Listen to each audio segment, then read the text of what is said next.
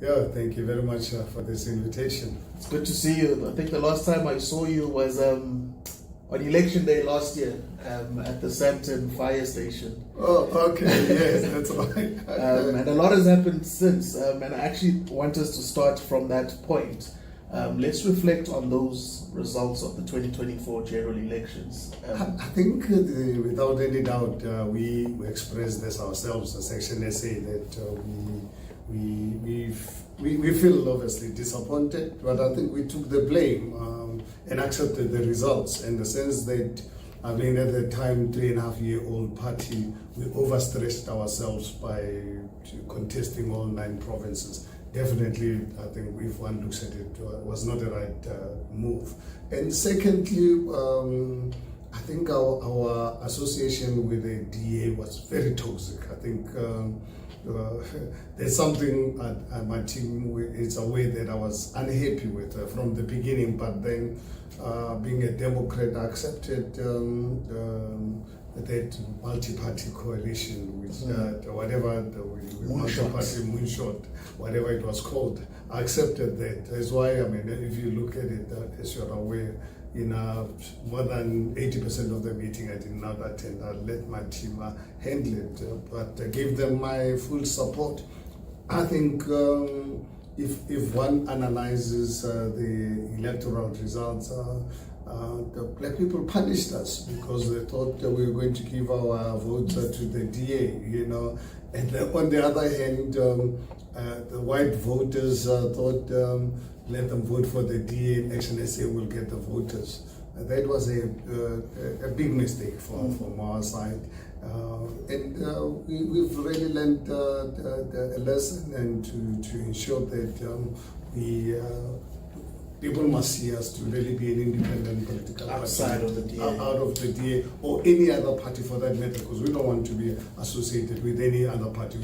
We're a totally independent party. Lastly, I think that one I take personal responsibility for. 2024, that is. Yeah, that I underestimated MK. You know, when Jacob Zuma was announced to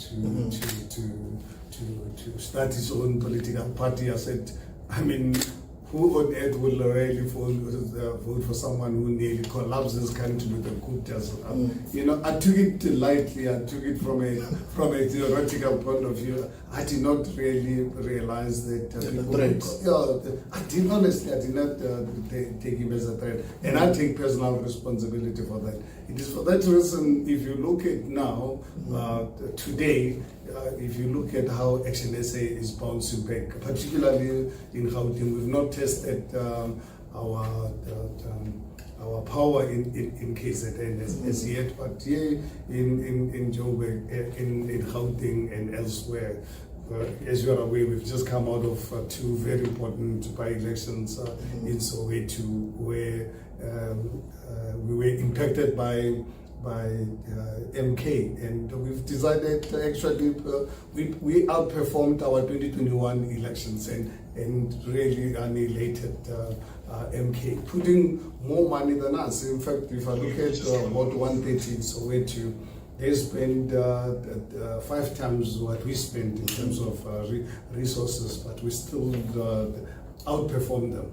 Can I just say that, because you obviously would have had to negotiate with the ANC and the EFF to bring them on board to make this come alive? Actually, when I took a decision to remove it, I had not spoken to the ANC as yet.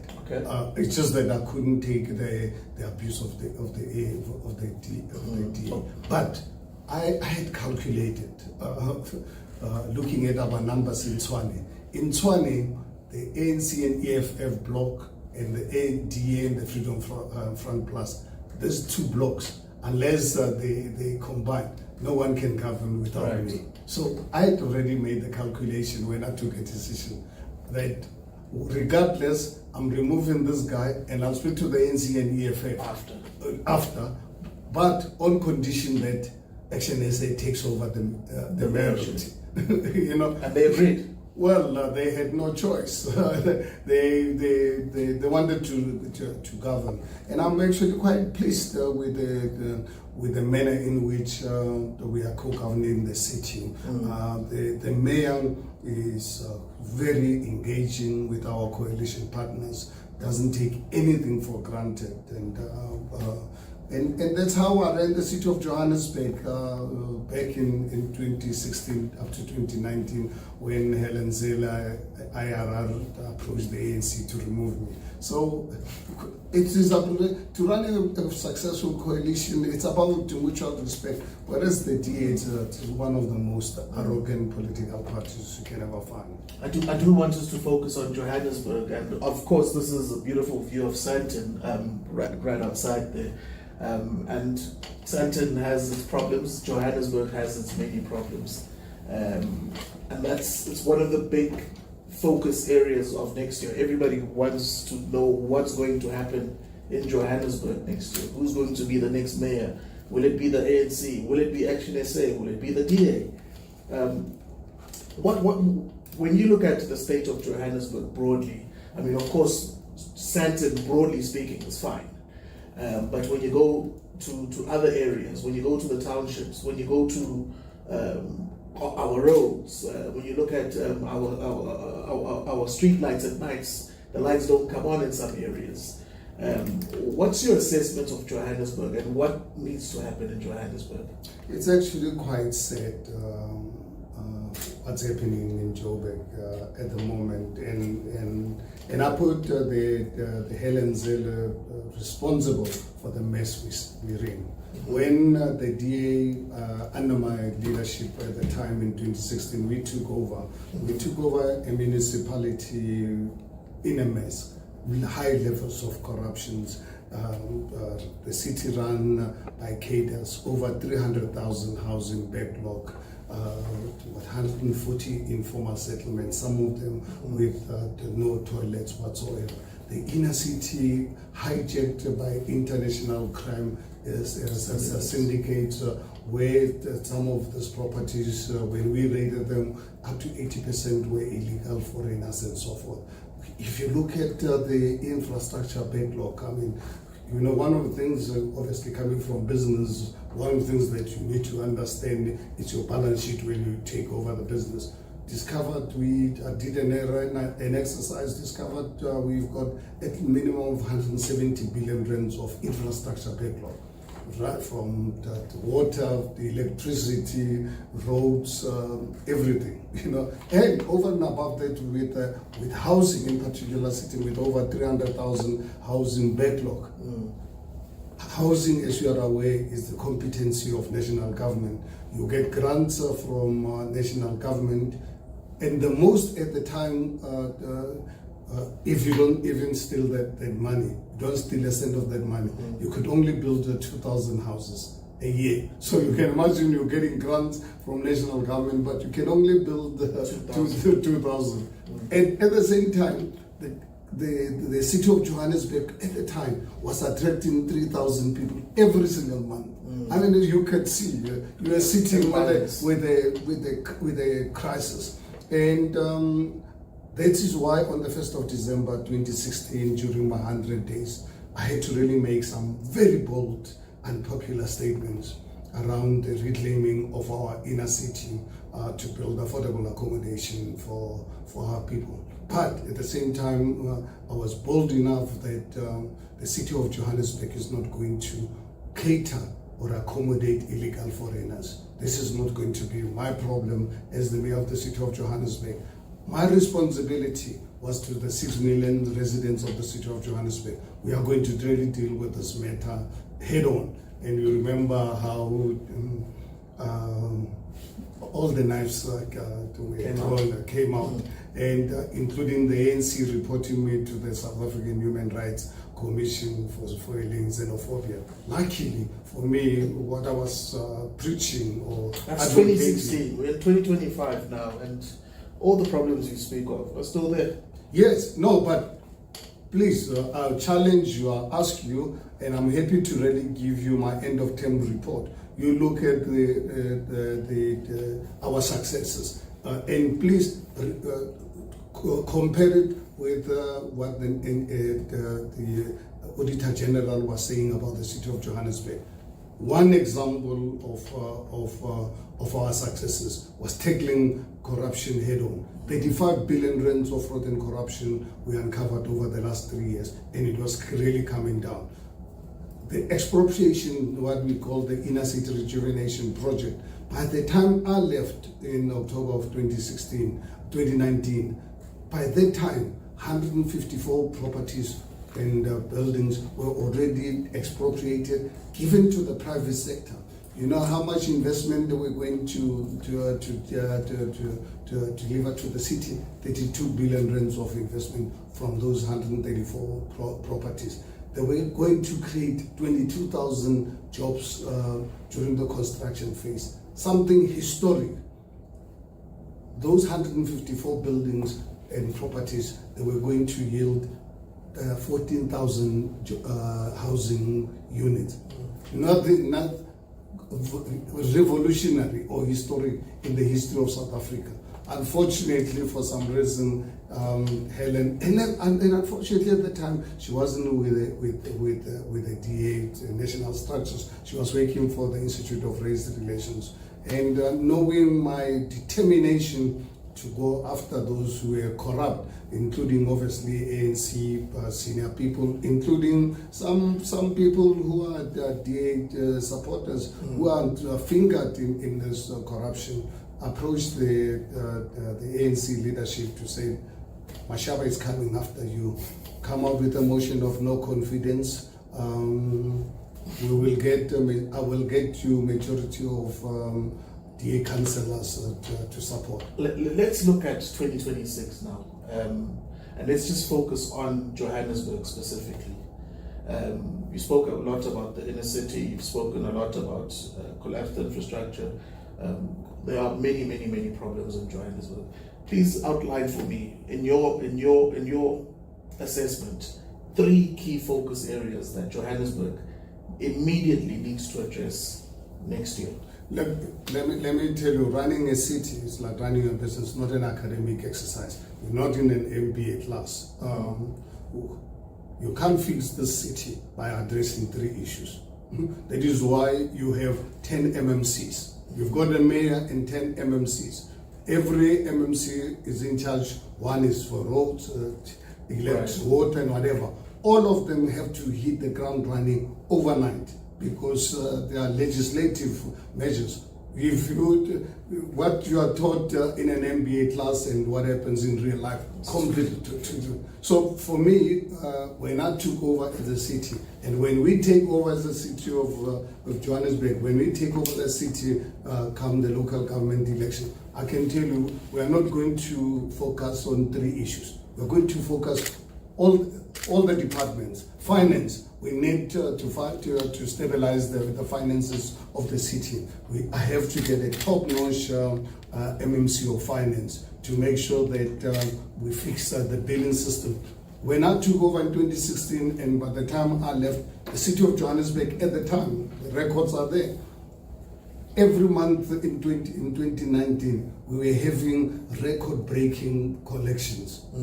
Our collection rate was one of the best in the country. Why? Because we had identified through corruption some of the properties which were taken off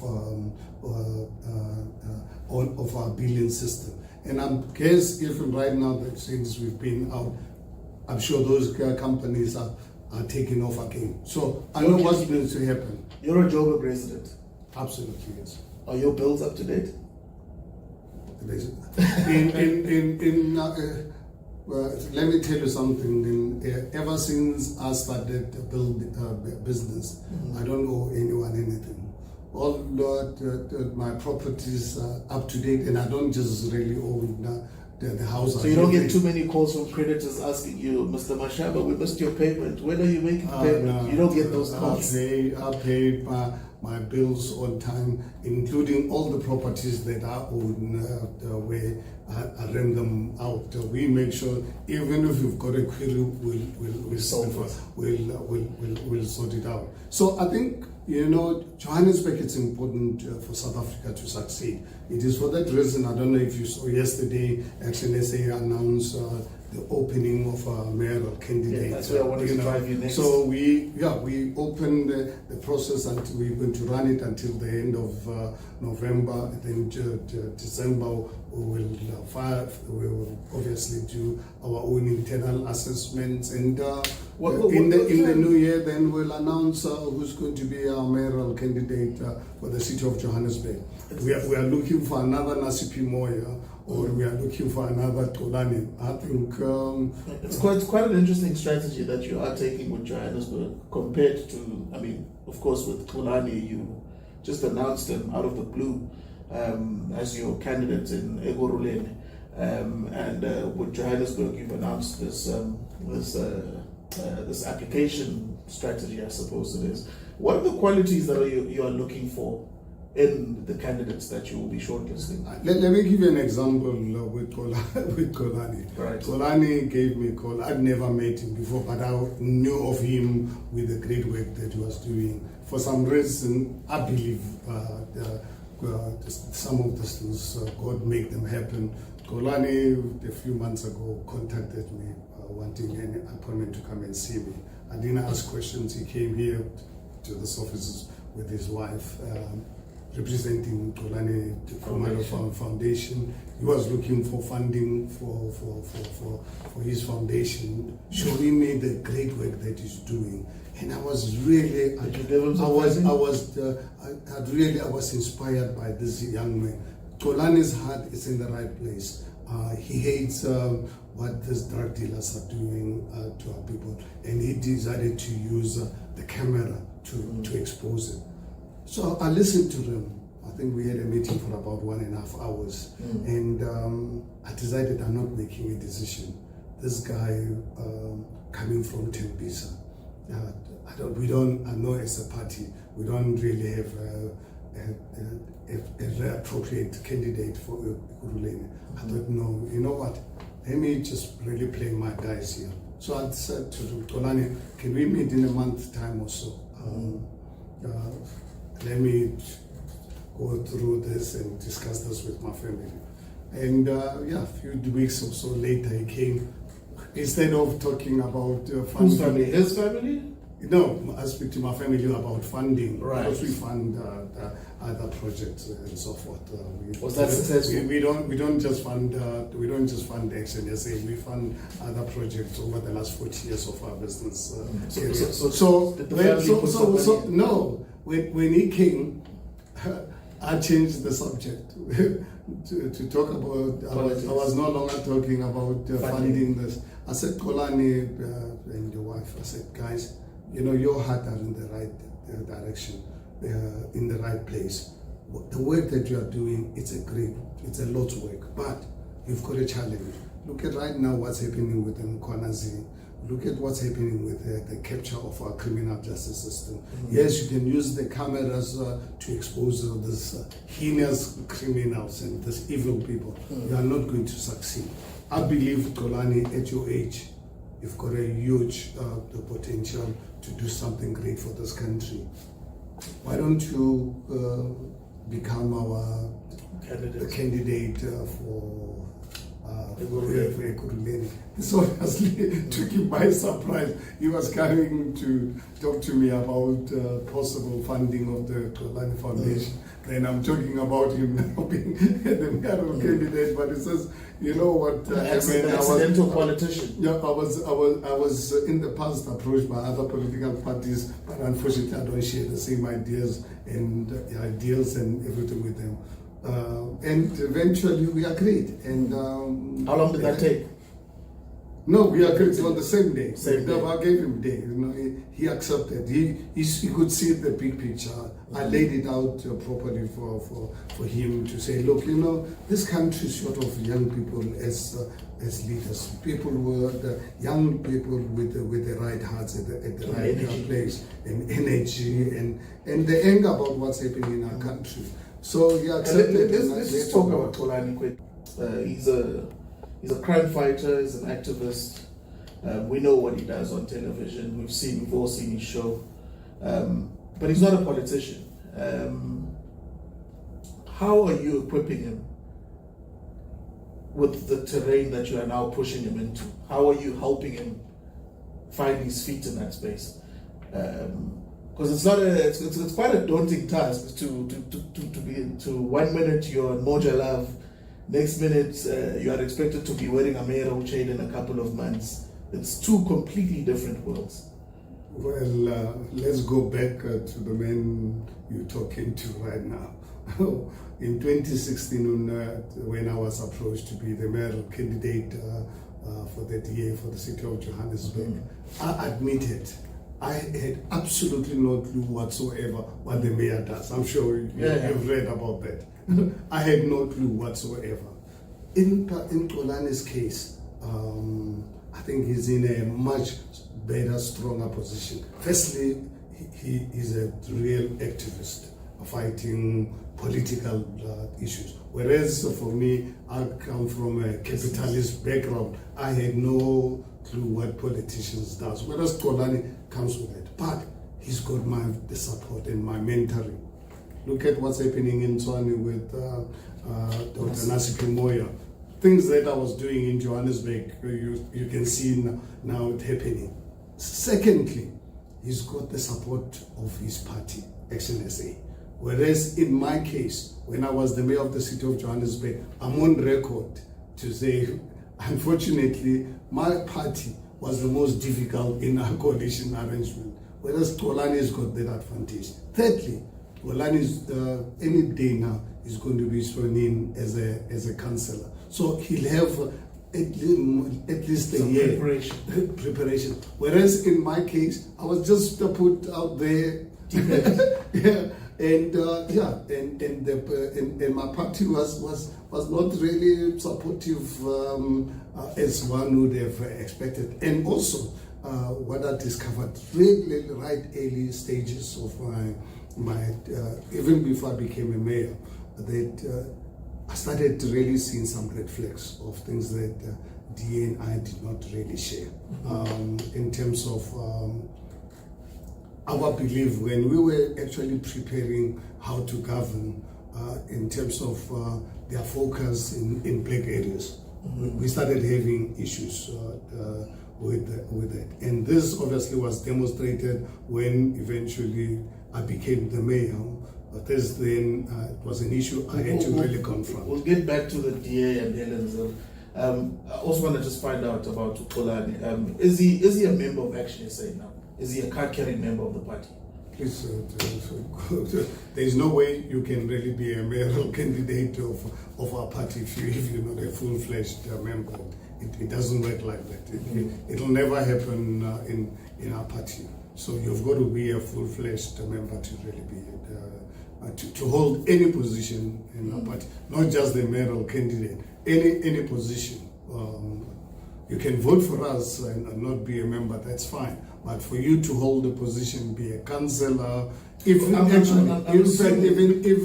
actually working in political offices, you've got to be a member of ActionSA. The party, yeah. Of the party.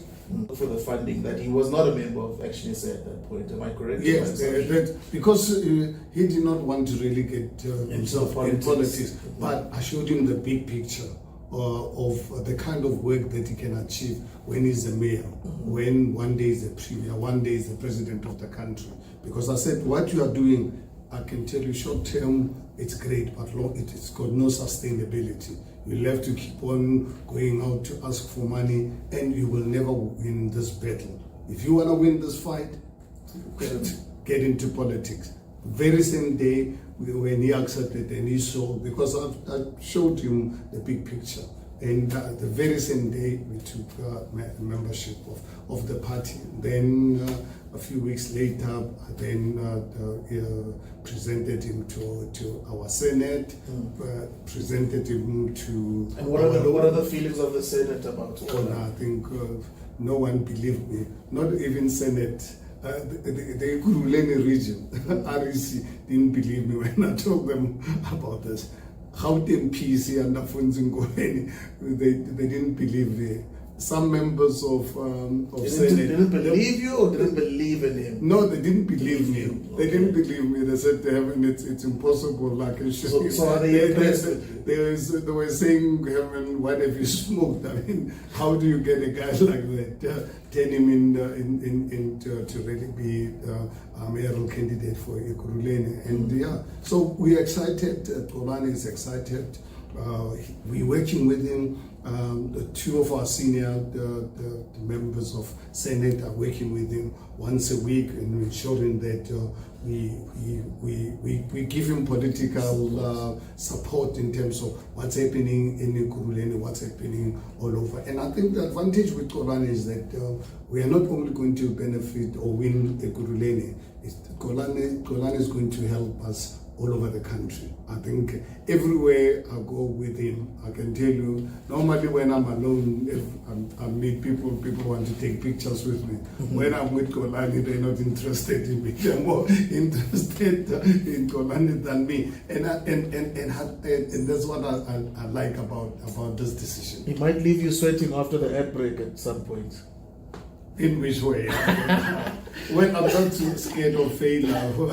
I look at life always in a positive manner. Let me share something fundamental so that you understand the kind of risk taker I am. It was a joke about Xolani. No. I just want to show you how I'm not scared of risk. Yeah. You know, in 1984, when I conceived the idea of starting Black Like Me, start my own manufacturing. Remember, I mean, just before you were born, it was a dark days of our country, but under state of emergency. Talking to a white person like this was like was almost treason. I took a decision. I was a trader selling hair care products on a commission basis for a white company in Johannesburg. I felt 19 months later that no, man, I felt vulnerable. Why must I live someone's dream? I can live my own dream. I must make these products myself. The only person I could approach to make these products was a white guy who was the production manager, Johan Grill. I took a chance to approach him. You can imagine if Johan at the time had rejected my proposal, I would have lost. At the time I was earning up to 4,000 rands a month.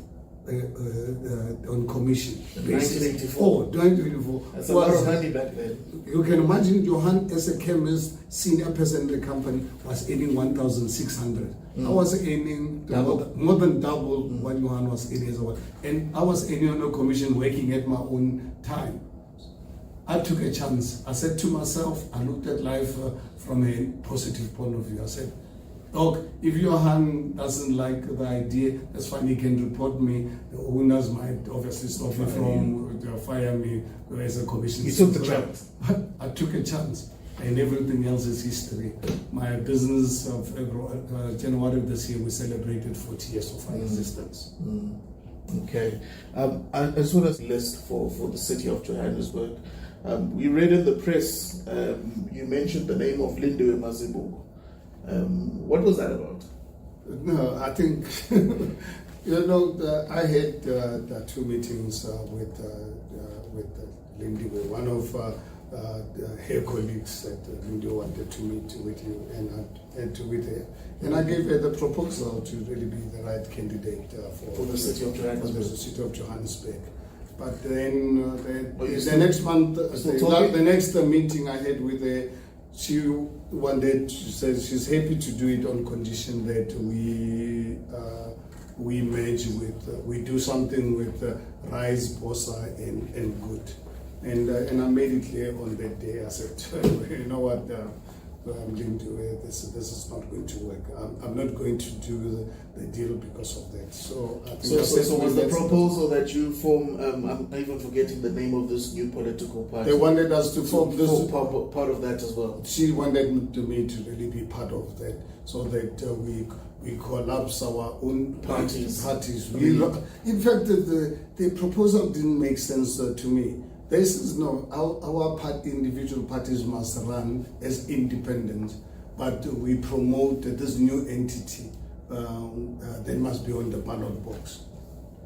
And what was actually quite strange about this was that, okay, what about the leadership and the structure? They're saying because it's a new structure, we must go there as 4 equal partners. And I said to myself, guys, with respect, Bosa and whatever, guys, ActionSA has got what, 150, 134, whatever, 140 public reps. How many do you guys have? 3 each. We are represented in all 3 spheres of our government. We read local government, we read province, we read national government, we run the capital city of this country. How do you guys, honestly, I said, please do your maths and your thinking. How do you expect to really be the same size as ActionSA? And so the whole thing didn't really make sense to me. So I then said to Lindiwe, look, if that is what you expect, I think. So was it a condition? Yeah, for her was a condition. Was a condition for us to do the deal with the 3 parties. But I made it clear to her, said if that's the case, let's just close the discussion because that is not going to happen. So that discussion is closed. No, the discussion is closed. And but including obviously with Bosa, Rice and Good, I believe we're still good friends. I have absolutely nothing against them, including the deal just didn't make sense. Yeah, the deal didn't make sense, and I was not prepared to do something that doesn't make sense. Okay, now let's speak about Helen. You've been angling at talking about Ms. Zille for a while now, and obviously the Democratic Alliance has already announced her as the mayoral candidate for Johannesburg for 2026. Your good old friend. Someone once said this is not a racist. But I think, I blame you guys as the media. You guys are not really doing your job. You do your job when it suits your agenda. Sometimes you claim to be independent, but let me give you an example. Okay. Let me give you an example. Right. In 2019, when I came out before even resigning, I've consulted Musi. That Musi, I've come across secret meetings between Helen Zille IRR with senior members of the ANC to come out with a motion of no confidence against me. I brought this to the attention of Musi. 2 weeks later, Musi didn't do anything, and I decided. When Helen threw her ring head in the ring. Remember, after the resignation of the DA's chairperson himself, Helen made herself available, and I said, my goodness, there's just no way that Herman Mashaba will associate with such a woman. I knew about the secret meetings. There was no motion of no confidence at the time. But you remember what I said? But you remember what I said at the press conference? That the reason why I'm resigning is because of Helen coming back after having connived with the ANC to come out with a motion of no confidence against me, accusing me of being an EFF mayor because I was giving too much focus in poor communities, people who don't work, people who don't pay taxes, people who don't vote for the ANC. I said, I can't associate with such a person. Remember at the time, what did Helen say? She rejected, she denied everything that I said. Do you remember that? Okay. Was it 18 months or so later? There's a video. She did a half-an-hour interview on SABC with Tshwane, with one of the senior journalists at SABC. She was asked a question to say, Helen, don't you believe as a DA you're sitting with a challenge of black leadership? Black leadership is resigning left, right, and center. And Helen, in her own style, she said, Musima Mani left for this reason, Lindiwe left for this, and so forth. When he came to Herman Mashaba, what did Helen say? I can't remember. I'll give you a clip. Helen said Herman resigned because she was going to face a motion of no confidence brought by the ANC, supported by majority of DA councillors. Or I mean, you can imagine mouth. such a lie. Own No, mouth. on national television, on national television, someone senior in politics, someone who's revered by you guys in the media, to come up with such a lie that destabilized the city of Johannesburg. Because I remember I was blamed by some in the DA why I left. That, for whatever reason, they blame me for leaving. But now, here's someone who admitted. I've raised this matter with the media. I said, but why are you allowing this woman to openly lie and get away with it? Because at the time when I resigned, there was no motion of no confidence. And I'll show you the clip now where Helen said it that there was going to be a motion of no confidence. Yeah, I think we'll clip it with with this interview. So she is running as the DA's mayoral candidate for Johannesburg, and there's been quite a lot of noise and media coverage around it. What's your reading of her as a candidate now? Leave aside the personal issues and the political issues. How do you view her running as a mayoral candidate in Johannesburg? I think for us as ActionSA, honestly, we take it as an opportunity, huge opportunity. It's like when Zille Beef made himself available in Tshwane, I said, one man down. So right now, I can confidently say to you, second man down. So, and with the demise of the ANC, so the only really parties that we need to really watch come the upcoming local government elections is going to be the MK and EFF. The ANC,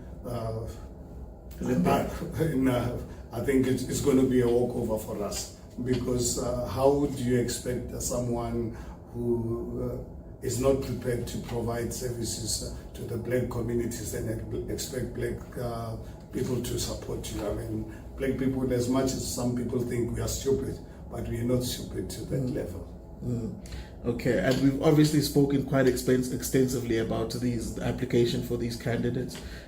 Should you not find anybody in these during this process, what's the approach from the party in respect of this process? Well, I'm sure you'd agree with me. I'm under a lot of pressure from internal structures that I stand for the mayoral candidate. I'm under a lot of pressure. Do you want to? Civil service. I don't want to. Why? Because I think I'm 66. I'm not a young man any longer. Politics, it's a brutal work. But if need be, I will do it. In the event, as a party, we've made a commitment that in the event... Are you saying you will only stand as Johannesburg candidate as a last resort? If I don't find another Nasipi Moya, if I don't find another Xolani, so that's why we decided, instead of me just standing, being sworn in as a mayoral candidate by my party, I said, no, let's run an open, transparent process. Perhaps the party might help me. I've managed to identify Nasipi Moya, I've managed to get Xolani, but we need another Nasipi or another Xolani in the city of Johannesburg. And in the event we don't find them, I'm happy after 5 years, because by then I'll be 70, 71, and I think I must exit direct politics and just really be a financial supporter and moral supporter and be an ambassador for ActionSA, but really doing the job myself at the age of 70, when we've got youngsters. I mean, look, Nasipi and Xolani, they're still in their 30s, and I know so many young, ethical black people who are today too scared to come into the political space. But I think we need to find a way to really attract them into the space, because this is their space, it is their future that's at stake. Jacob Zuma was asked this question of young, and what did he say? He said, Mahapi, when he was asked about young leadership in the MK party. But the question that I'm really asking you here is, in terms of you running as the Johannesburg mayoral candidate, would that not be a strategic reason enough to put yourself forward in that? Because let's be honest, Helen Zille is a bit of a threat. So would it not be a strategic reason to put you as the candidate? I don't think I'll have to accept this because of Helen Zille. Johannesburg dynamics or Gauteng dynamics, or Johannesburg for that matter, 90% of the voters are black, and black people, as some people might think, we are stupid, but we've got our lived experiences. And Helen Zille is known by Johannesburg residents, black ones for that matter. They've got family in Khayelitsha, in Gugulethu, in the Cape Flats and so forth. And they know the lived experience of our fellow blacks in those communities. So I think for Helen to come in full last year, it's not going to really happen. So I think, and also what's interesting about Helen is that she's South Africa, the city of Johannesburg, would any one political party win it outright, I really doubt. We've got to really be over ambitious. I don't believe anyone will win. And I wonder, it's going to be interesting when Helen gets 20% of Johannesburg, how she's going to put together a coalition as arrogant as she is. So it's going to really be very, very, very interesting. So we will watch the space. So my entry or my availability to be the mayoral candidate is not going to be informed by Helen. It's going to be informed by the needs of the city of Johannesburg. I believe I'm the most experienced in that city. I can go in that city literally overnight.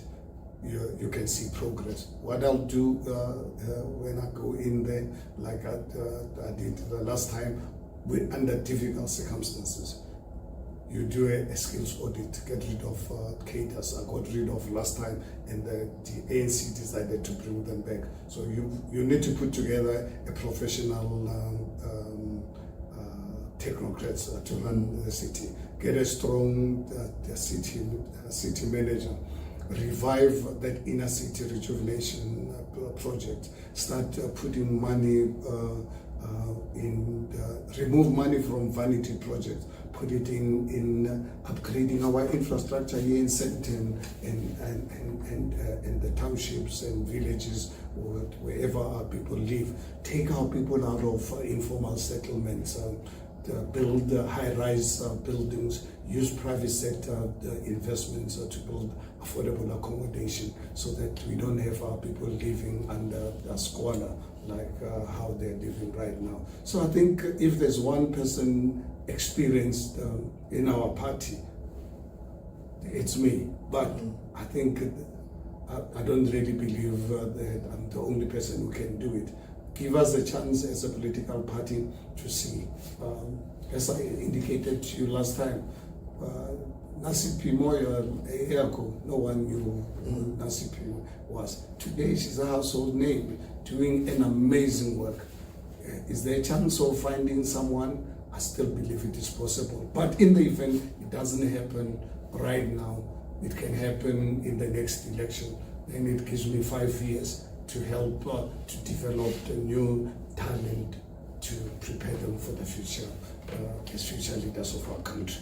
All right, Mr. Herman Mashaba, we've been speaking for a very, very long time. We are going to wrap it up now. I just want to ask you a few questions about some hot button issues in the national current affairs space.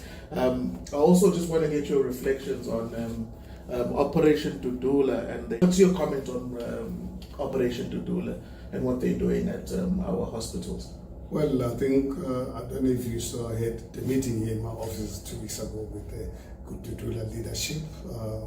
Very very interesting, productive meeting. I think their cause is justified. The only concern I have, and I expressed this with them, is the manner in which they the approach. I said, guys, please, one day, I said to them, I said, guys, just imagine one day you're in government. Are you going to allow people to break the law because they're not happy with you as government in a democratic space? I said, it's a very bad, dangerous precedence you are setting. So please reconsider this. What did they say? No, I think they agree with me when we had the engagement, because it's a fact. What they're fighting for is justified. It's what ActionSA is fighting for. But for us as ActionSA, we want to treat this matter through the legal channels. We don't want to take the law into our own hands, because if we do so, just imagine a year later we're in government, and now are we going to allow everyone to do as they please because they learn from us that if you're not happy with government, you break the law? So I think and I hope that they've heard me. And of course, they are a political party now, so they're likely to be competing with you. You as an ActionSA in the coming elections. What do you perceive of them as in terms of as an opposition party? My view, looking at our current constitutional framework, let us be Democrats. I lived 34 years of my life under an oppressive, evil, brutal system. So if ActionSA can start a political party, I don't see the reason why we should not allow others. Whether we're going to end up with 1,000 political parties, I think the responsibility lies with the voters, because the voters are the ones who must really decide. My view is that I don't really want to really get into a space where I restrict South Africans from exercising their democratic right to start a political party. Okay, and then talking coalitions next year, are there any parties that you consider no-go parties in terms of definitely red line that you will not work with? Well, I've learned a lesson in politics that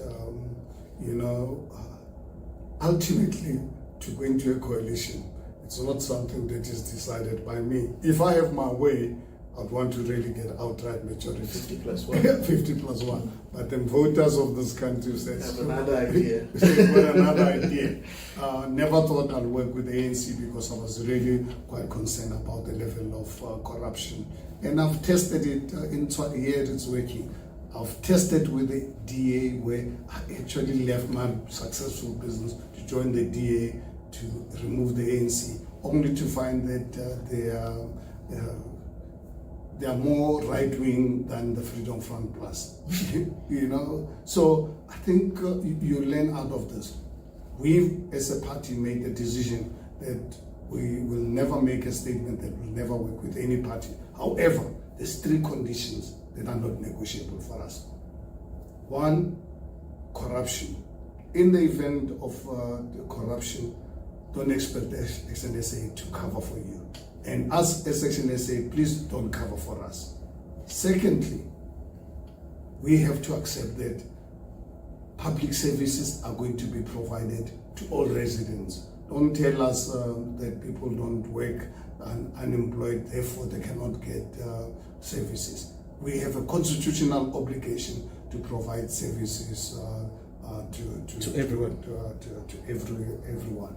Thirdly, and also more importantly, if you want to co-govern with us, we must accept that we need mass deportation of illegal foreigners.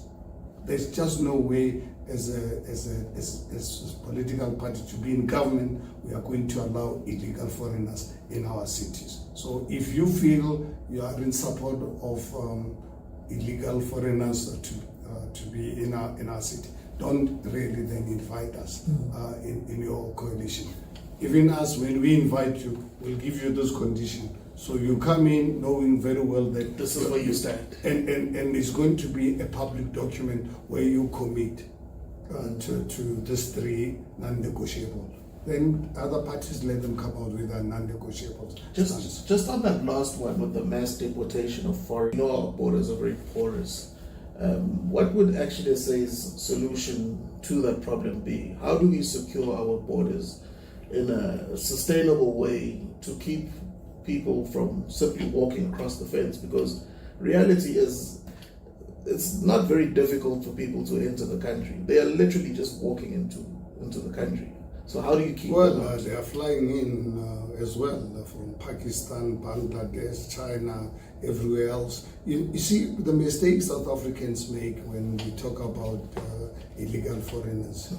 I don't know, for some reason we think we have illegal foreigners from the continent. Yes, obviously, because of the proximity of our country to Zimbabwe, Mozambique, you'll have more of them. But we're sitting with a massive challenge of Pakistanis.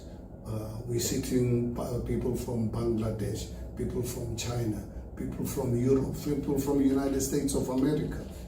So I think when we treat illegal foreign nationals, we must talk about the overall problem, where people must understand when they come into our country and they come here illegally, there's going to already be serious consequences. I think I'm a strong believer that under ActionSA, if I'm a leader of this party, when you get arrested, don't tell me about correctional services. We'll have correctional services for the mother who steals bread from whatever shop, or whatever. We'll have correctional services separately, but we must have prisons where we deal with hardened criminals who bring in drugs into our country, bring in counterfeit goods. They get involved in serious corrupt issues. But the murderers, rapists, I can tell you, for me, as far as I'm concerned, I need prisons for them. Prisons means hard knocks, hard life. Hard life. You will regret ever having gone to jail. And we will demonstrate to law-abiding citizens that prisoners will, when you get 25 years, it will be 25 years without any chance of parole.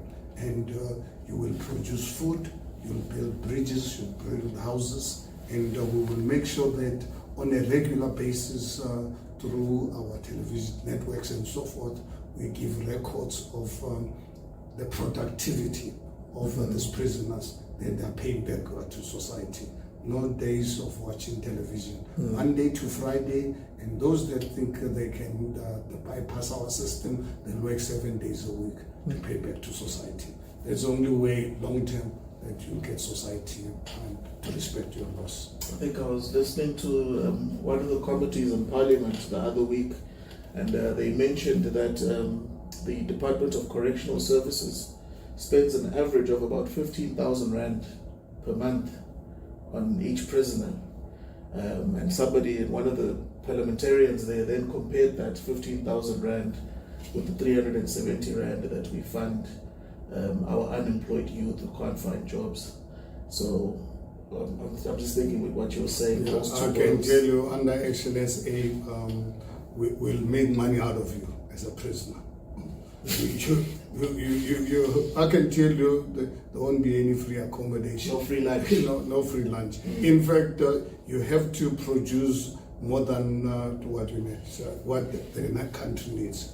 I can tell you, you'll go and work in the farms so that we feed our nation and feed you. So in prison, the bed you sleep on is going to come from proceeds of your labor. It's not going to come for free. Okay. All right. Another burning issue in the country right now, obviously, Mr. Mashaba, is the issue of our squabbling South African Police Service generals. All that we see happening on, the ad hoc committee and Parliament with the Madlanga Commission, General Nkwanazi, General Sibi, General Masemola, Police Minister Senzo Mchunu, you know, all of these characters. What's your assessment there at the South African Police Service? Disheartened and expected. You know, I mean, we are aware. You remember in the city of Johannesburg when I was the mayor, I once had a press conference taking the media, and I had media, the entire media that came to that press conference where demonstrated to South Africans how our national government was weaponizing our law enforcement against me as the mayor at the time.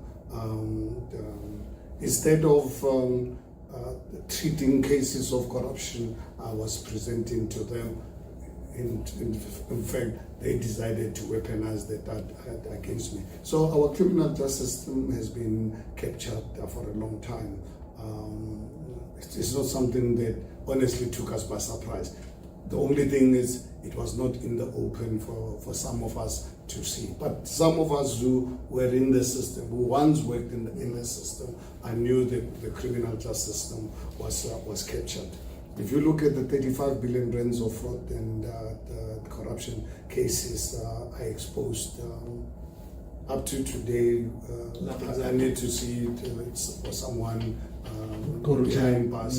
And some of those cases, honestly, were as clear as daylight. You did not really need the National Prosecuting Authority to play games with us. Even up to today, how long have I been out of the system?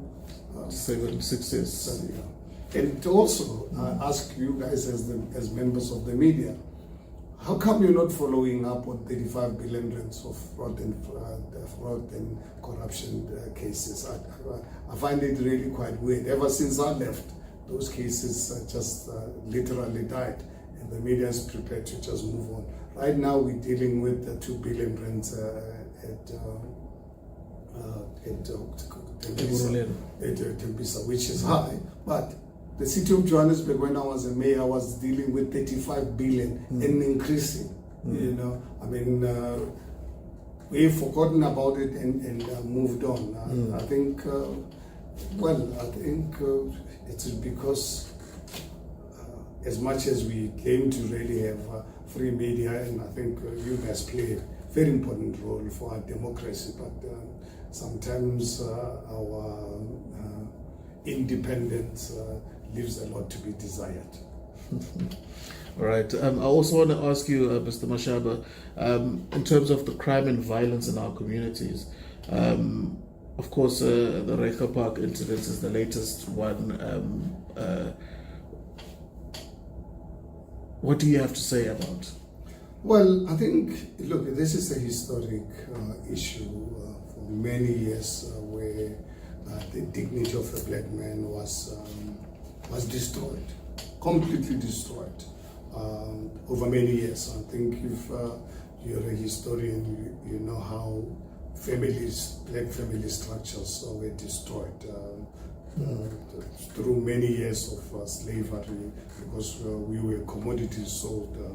You'd be married and your wife get bought by another farmer somewhere where you'll never see them again in your life. And then we had the advent of the discovery of the minerals in this country, where we were not allowed to be South Africans. We would only be in Soweto, put in settlements like Soweto.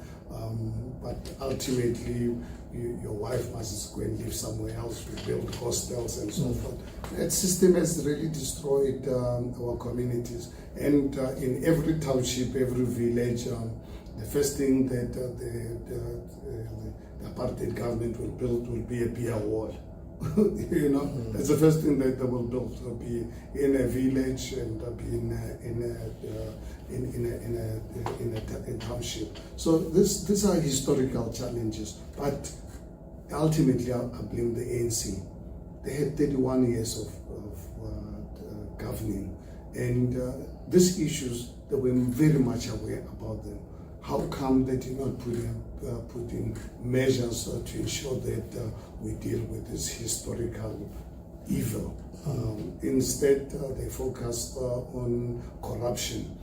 I think the DA was, the ANC was really blinded by just accepting everything that was put forward. They were just desperate to govern. Unfortunately, they really missed the point, and I think the negotiators took advantage of their greed, corrupted them.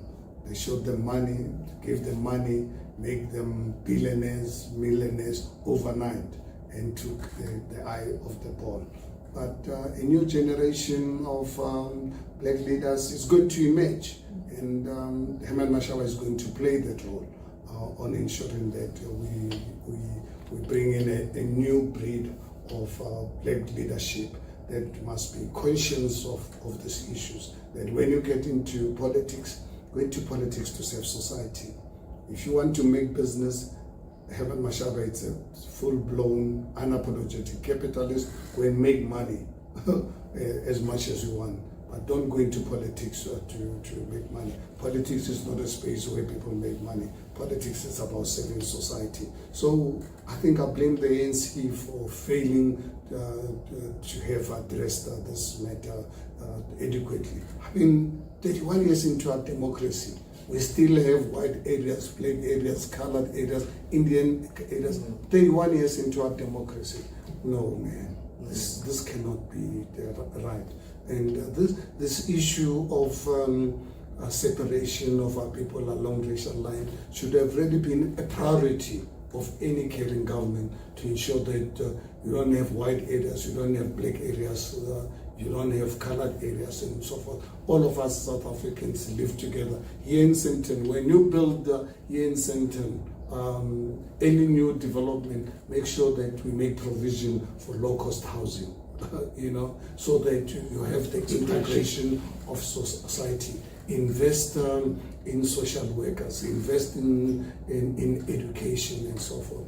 And those are things that unfortunately ANC left behind. They focused on building houses that I don't really understand the motive behind this. How do you get someone buying 3 Lamborghinis, same color? I mean, you can see the total madness of what the ANC has actually become. Okay, Simon, any questions? Mr. Mashaba, how do you assess his performance as the mayor of Johannesburg, especially given to these ongoing challenges? There have been growing opposition, criticism from opposition parties, with many saying that he has failed to address these service delivery challenges. Perhaps, maybe, how do you compare him to Dr. Nasipi Moya at Tshwane? I heard you praising Dr. Nasipi, saying that she has done a lot of work there in Tshwane. And also, do you think the city of Johannesburg is ready to host G20 given to these ongoing service delivery challenges? Well, I think let's really face it and call a spade a spade. Dada Morero has been one of the biggest disappointments of being a mayor of the city of Johannesburg. When after doing the deal with ANC about Tshwane, they then invited us to work with them in the city of Johannesburg. And we said, okay, you guys put forward someone, it's up to you, but please give us a capable person. They gave us Dada Morero, who we didn't know, and it was not up to us to decide for the ANC who to put forward, because it was our decision in Tshwane to put forward Nasipi Moya. I can tell you 2-3 months down the line, I'm on record where I started raising some red flags around Dada Morero, that I don't believe this man is cut out to really be the mayor. His focus, it's not there. To give you an example, a few months into his mayoralty, I had a meeting with him and discussing issues. I raised my concern with him. I said, Dada, I've got a serious concern with your appointment of your MMC of Finance. You know how critical that department is. Without it, you're not going to be able to run the city, because you won't be able to stabilize the finances, you won't be able to enhance your revenue collection, and therefore service delivery is going to collapse. So you need a strong person. And I said, I have absolutely no qualms or any personal reasons why I don't think Margret Arnolds is the right person. And you know what he said to me? He said, no, I put her there so that I can control her.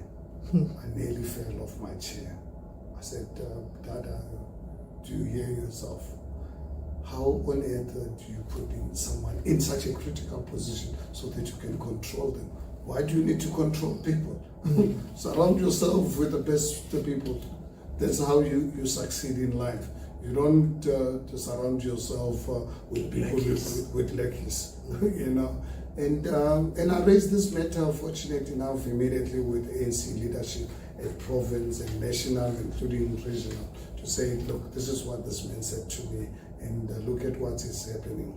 And it's really been a complete disappointment, and I hope and wish that the ANC put him back, because then it'll be the dead man down.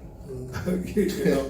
And yeah, regarding G20, is South Africa ready? Obviously, we see massive developments and cleaning of the city. But why do we have to do it this, especially for the G20? I mean, something that we should have done anyway. Yes, obviously, all the cities all over the world, when they have a big event, there's some touch-ups there and there. But in our particular case, we had to really start from scratch. That's why at the moment G20 is 2 weeks or so around away, and you see some of the projects are so behind. And can you imagine the city center of Johannesburg? Can people walk there? Can you visit the city of Johannesburg? Can you do something about those hijacked buildings? Leadership of our police, because at the moment, as you're aware, there's no real leadership of law enforcement agencies, particularly the police. The NPA head in Gauteng, it's on suspension, you know. So we've got challenges. I don't know how we're going to overcome that. Fortunate enough, it's not my problem. But as a South African, I really hope that we succeed in delivering an event that can reposition our country. All right, we all good? Thank you so much, Mr. Mashaba. You're welcome. All the best for the 2026 local government elections. No, thank you so much. Thank you, sir. Thank you.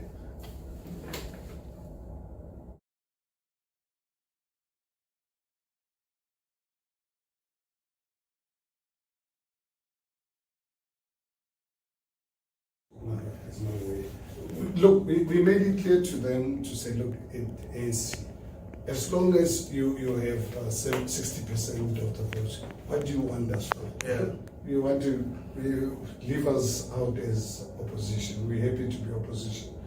The day when the DA walks out and you're looking for numbers, call us. You know? But as long as you've got the DA, honestly, you guys' intention is to neutralize us, and we don't want our independence being taken away. Firstly. Secondly, just know that if ActionSA gets involved in any deal with you, we don't need deputy ministers. We'll never get involved in a cabinet where you have deputy ministers. So as long as you want to keep deputy ministers, don't come and talk to us.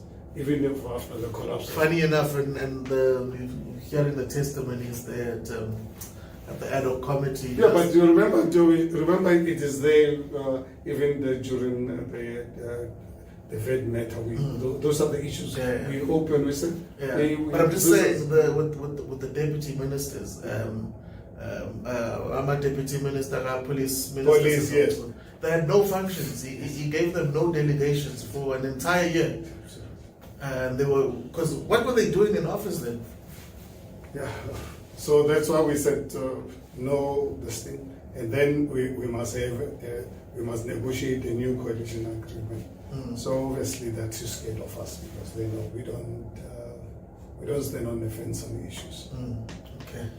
But at least I think Tshwane is working quite nicely. Yeah, so. Right. Because Tshwane, no one can drop us if you. You everybody needs each. Yeah, we need each other, which is good for and it's probably gonna remain like that for the foreseeable future. Yeah, but if you everybody's going to become